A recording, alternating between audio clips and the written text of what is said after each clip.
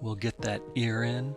I'm observing carefully to make sure that the top of the ear lines up appropriately because we're looking up at her. Those ears are down below the eye level line. It's a good indicator of the position of the head when those ears appear to be down low, even with the bottom of the eyes and the mouth. It really gives us a sense that the front of the head is tipping up and therefore the back of the head is tipping down. So position of those ears, very important. And now I'm making sure that all my features here are relating to the big, simple shape of the head and face. So I have my wrap around there, and yes, there's all sorts of complexity in her profile, but we're doing the simple thing first.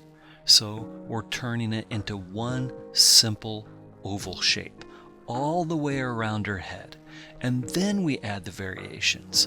Her cheeks, a critical part of her likeness, a critical part of her smile and her expression. And those cheeks are symmetrical structures. We don't draw one cheek, leave it alone, work on some other parts, and then come back and draw the other cheek separately and independently.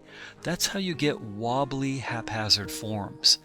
It's one form that wraps all the way around the face. So you see that cheek line, the bottom of, as it's officially called, the zygomatic process there, on the left-hand side, coming down, wrapping around, and literally meeting the mouth and the curve of the smile, and then wrapping back up around the other side of the face, and that guarantees us solid symmetry. Remember last week when we did the globe? We did the sphere where we wrapped the longitudinal and the latitudinal lines around it to guarantee a sense of form. That's what I'm carefully doing here.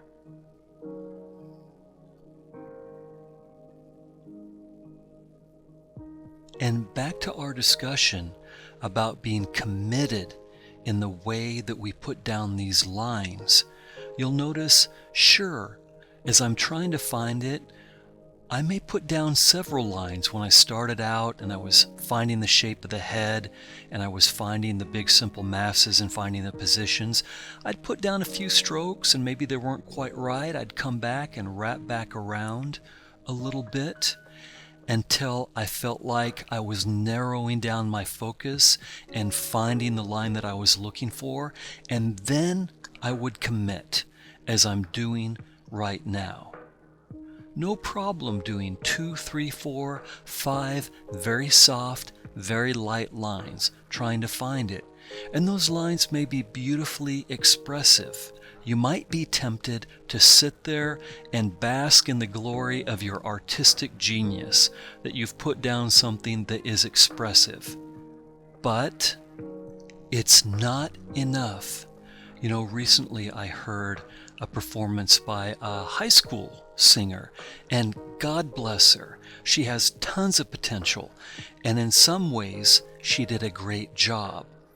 But it was very clear right from the beginning of the song that she was far more interested in style than she was in the actual formal, stable content of music. You know how, and I'm no singer, I'm no musician, but you know how a lot of singers, instead of just holding a note out, they'll go up and down and just take it all over the place. Well, her entire song was just loaded. I mean, if those singers, I'm thinking of people like back in the day, Whitney Houston, some of those type of singers that would go up and down and all over the place and do it well.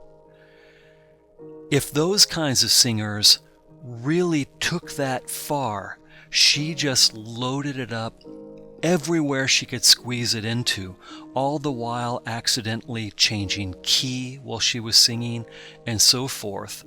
And I thought to myself, you know, this is exactly the same kind of difficulty and challenge that my younger, less mature, less, shall we say, experienced students make.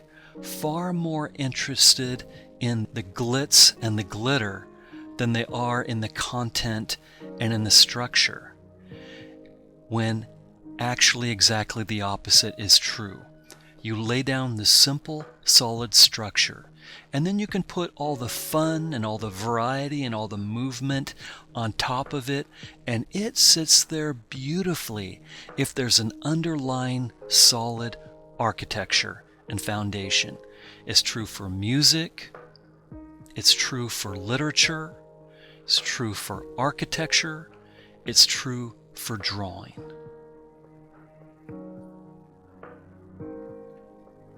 And I've had to learn this stuff the hard way too.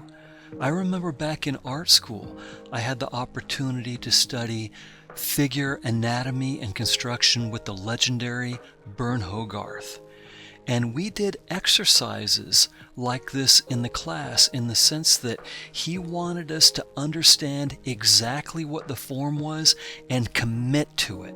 And so he would run us through exercises doing exactly that.